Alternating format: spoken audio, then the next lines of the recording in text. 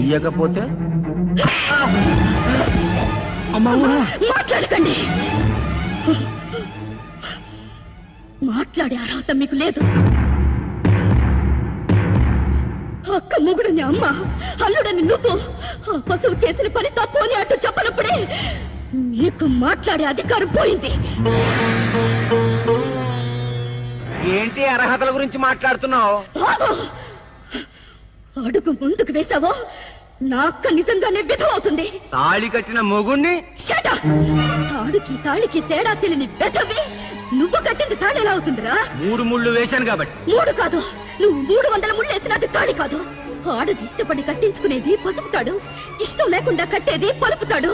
నువ్వు పసుపు కాబట్టి నీకు పలుపు తాడు గురించి తెలుసు. పసుపు తాడైనా పలుపు తాడైనా ఆడదాని మెడలో కడితే అది తాళే అవుతుంది. ఇది కూడా ఒక తాళే అయితే ఈ తాళి నాకు అక్కర్లేదు. అంటే తెంచేస్తావా? పవిత్రంగా కట్టిన తాళి తెగిందాన్ని ఈ పాపిష్ట తాళి తెప్పుకోవడం నాకు లెక్క కాదు.